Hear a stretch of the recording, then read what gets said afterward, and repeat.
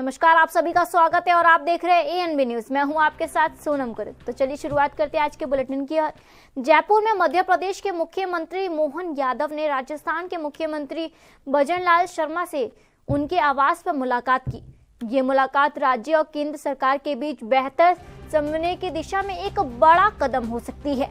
आने वाले दिनों में इस मुलाकात के और भी राजनीतिक पहलुओं पर चर्चा हो सकती है।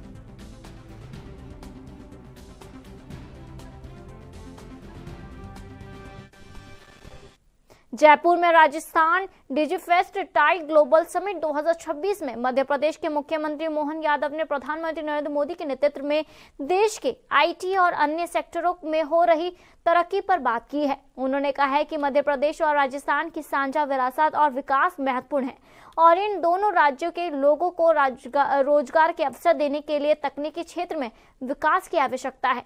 यादव ने समिट में भाग लेने की वजह के रूप में आईटी क्षेत्र की महत्व को बताया है।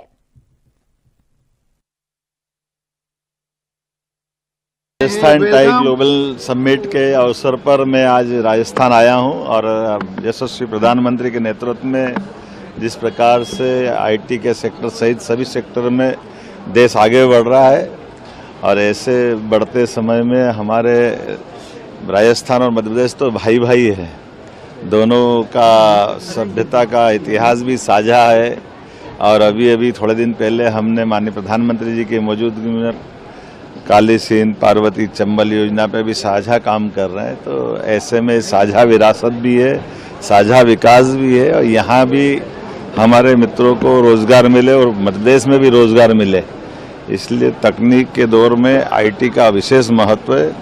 इसी के एक बड़े आयोजन की दृष्टि से मैं यहाँ आया हूँ राजस्थान वीरों की धरती, महावीरों की धरती जयपुर में, और उम्मीद करता हूँ कि आज का ये आयोजन अपनी ऊंचाइयाँ हासिल करेगा। हम अपने लक्ष्य की प्राप्ति के लिए युवाओं को रोजगार दिलाने की दृष्टि से बड़ी महत्वपूर्ण भूमिका रहेगी। मेरी अपनी ओर से राजस्थान की सरकार माननीय प्रधानमंत्री जी के नेतृत्व में बहुत अच्छा काम कर रही है और अच्छा काम करते रहे। मध्य प्रदेश भी कदम से कदम मिला के चलेगा साथ। मध्य प्रदेश कांग्रेस अध्यक्ष जितेंद्र पटवारी ने भागीरथपुरा में दूषित पानी के कारण हुई मौतों पर गंभीर आरोप लगाए हैं। पटवारी ने कहा कि 17 नहीं बल्कि 30 से अधिक मौतें हुई है और भाजपा और प्रशासन के लोग मीडिया को वही की स्थिति कवर करने से रोक रहे। उन्होंने दावा किया कि अगर हर घर का सर्वे किया जाए तो मौतों की असली संख्या सामने आएगी। पटवारी ने कैलाश विजयवर्गीय को पद से हटाने की मांग की और संबंधित अधिकारियों के खिलाफ एफआईआर की मांग की है। 17 मौत नहीं हुई है, मौत 30 से ज्यादा हुई है। चूंकि प्रशासन और भारतीय जनता पार्टी के गुंडे वहां जाकर अवलोकन करने से मीडिया को रोकते हैं। अगर एक एक घर की रेकी होगी, वहां का सत्यापन होगा तो पता चलेगा कितनी मौतें हुई है। 17वीं मौत आज फिर एक मैसेज दे रही है कि कैलाश विजयवर्गीय को पद से हटाना चाहिए, महापौर के खिलाफ एफआईआर करनी चाहिए, जो संबंधित अधिकारी उनके खिलाफ एफआईआर करनी चाहिए। मुख्यमंत्री वहां के प्रभारी मंत्री है, कभी उन्होंने उसका दायित्व नहीं निभाया, उन्होंने वो कमरा खाली छोड़ दिया। तो उनको भी अपने धर्म की मन में भावना आनी चाहिए। उन्होंने भी कोई कोर कसर इंदौर को बिगाड़ने में नहीं छोड़ी है हमारे मुख्यमंत्री मोहन यादव ने। तो मैं मानता हूं ऐसे में 17 मौत का हिसाब इंदौर की जनता लेगी और इंदौर की जनता के साथ साथ प्रदेश भी जागरूक होगा कि ये जो एक तरफा वोट दिए उसका अहंकार और उसका भ्रष्टाचार का आतंक कैसे जान लेता है लोगों। सर, एसडीएम को निलंबित किया गया है, ये भी तानाशाही का मैसेज है। अगर एक एसडीएम ने सच बोल दिया, एक एसडीएम ने जो बोलना था वो बोल दिया, तो उसको सस्पेंड कर देना, यानी असंतोष को दबाना या लोगों को जो मूल भावना उसको बोलने नहीं देना, ये तो गलत है। जी, मनरेगा को लेकर कांग्रेस भागीरथपुरा में दूषित पानी के मुद्दे पर इंदौर के कलेक्टर शिवम वर्मा ने कहा, आईसीएमआर और एम्स भोपाल की टीमें इस समस्या के कारणों का पता लगाने के लिए डेटा एकत्र कर रही है। हम भी उन्हें अपने द्वारा किए गए सर्वेक्षण आंकड़े उपलब्ध करा रहे हैं। आपको बता दें, कॉलोनी निरीक्षण का काम जारी है। हमारे सभी 114 सरकारी बोरवालों का क्लोनीकरण हो चुका है और हम लोगों से अनुरोध करते हैं कि वे पानी के लिए हमारे टैंकरों से पानी ले और इस्तेमाल से पहले इसे उबाल ले। वर्तमान में 142 लोग अस्पताल में इलाज करवा रहे हैं। मुख्यमंत्री ने निर्देश दिया कि सभी को मुफ्त उच्च गुणवत्ता वाला इलाज मिले। भागीरथपुरा में है, क्लोनाइजेशन के प्रोसेस को देख रहे हैं। कल हमने देखा ICMR भोपाल और कोलकाता की टीम्स आई थी, उनकी सर्वे इनपुट्स क्या रही और आज की सिचुएशन ऑन ग्राउंड क्या है सर? देखिए, ICMR की टीम और जो एम्स भोपाल की टीम है उनके द्वारा कार्य किया जा रहा है। वो लोग एनालाइज कर रहे हैं कि ये जो एपिडेमिक है उसका अभी ऑनसेट क्या है, किस तरह से फैलाव हुआ, तो उसके लिए डेटा कलेक्ट भी कर रहे हैं। हम लोग निरंतर बात भी कर रहे हैं और हम लोग भी उनके लिए जो डेटा, हमारे जो सर्वे के डेटा वो उनको मुहैया करा रहे हैं और उसके बाद वो अपनी रिपोर्ट हम लोग को दे पाएंगे। बाकी क्लोरिनेशन के कार्य निरंतर चल रहे हैं। हमारे जब भी 114 शासकीय बोर्ड सबकी क्लोरिनेशन हो चुकी है। हम नेक्स्ट राउंड की भी डोजिंग अब करवा रहे हैं।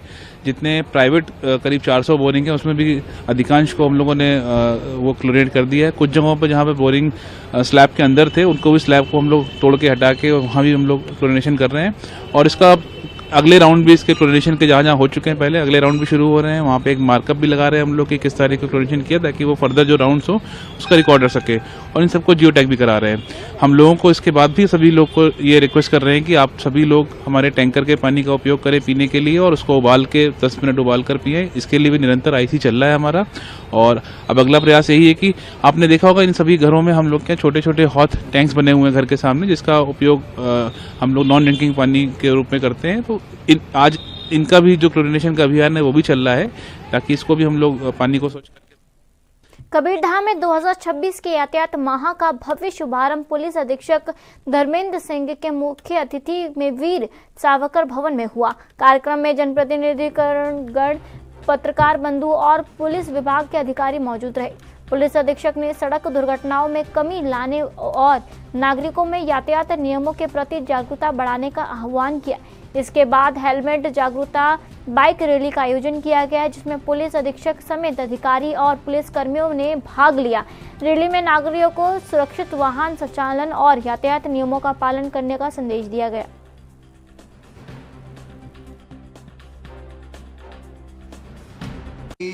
हम लोग आज जो ये यातायात जो वहाँ चलने वाला है उसका शुभारंभ एक बाइक रैली से कर रहे हैं। बाइक रैली इसलिए कि हमको पब्लिक के बीच में ये नियमों के पालन से केवल आपकी नहीं, जो सामने जो दूसरा व्यक्ति रोड पे चल रहा है उनका जीवन। इंदौर नगर निगम आयुक्त क्षितिज सिंघल ने भागीरथपुरा में दूषित पानी के मामले पर कहा, हमारी टीम आज सुबह प्रभावित इलाकों में गई थी। हमारी टीम लोगों को सुरक्षा सावधानियों के बारे में बताएगी और हम टेस्टिंग के लिए कुछ नई जगहों से सैंपल ले रहे हैं।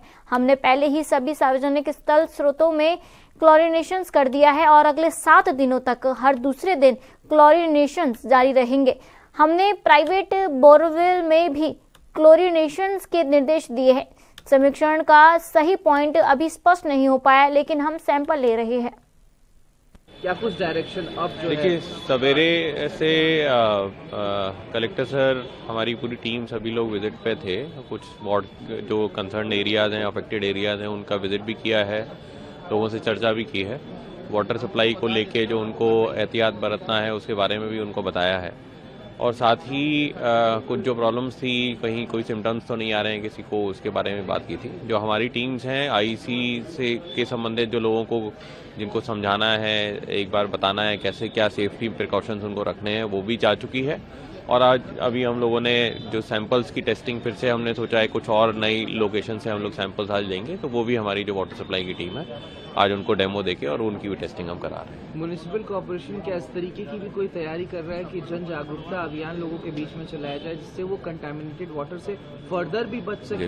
बिल्कुल, इस एरिया में भी, और हमारा प्लान है, अभी तो कोई कॉन्सेंट्रेटेडली यहाँ पर कर ही रहे हैं, ओवरऑल शहर में भी हम लोग प्लान कर रहे हैं। कुछ हद तक हम जन जागरूकता कर रहे हैं कि जो सेफ ड्रिंकिंग वाटर के लिए जो उनको हैबिट्स हैं, चाहे सिर्फ ड्रिंकिंग वाटर के साथ ही नहीं, इवन बल्कि जो हैंड हाइजीन वगैरह और ये सब भी हमें फॉलो करना चाहिए, ताकि जो वाटर बॉर्न डिजीजेज हैं या जो भी ऐसी डिजीजेज हैं जो कॉन्टैक्ट से फैलती हैं, उनसे हम बच सकें। क्लोरिनाइजेशन पर ज्यादा फोकस दिखाई दे रहा है, तो अभी तक कितने?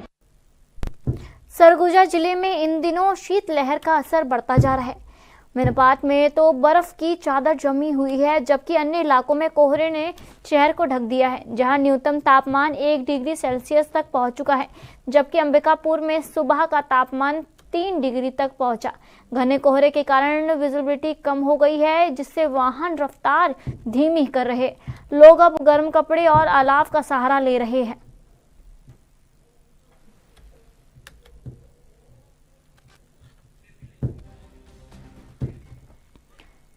असरुद्दीन ओवैसी के बयान पर बीजेपी विधायक भावना बोहरा ने कहा, ये चौंकाने वाली बात नहीं है क्योंकि वे राजनीति को सांप्रदायिकता से जोड़ने का गलत धारणाएं फैलाने के माहिर हैं। भारत माता की जय कहने में तो वे हिचकिचाते हैं, लेकिन जब ऐसी परिस्थितियां आती है तो वे अचानक संविधान पर विश्वास करने लगते हैं।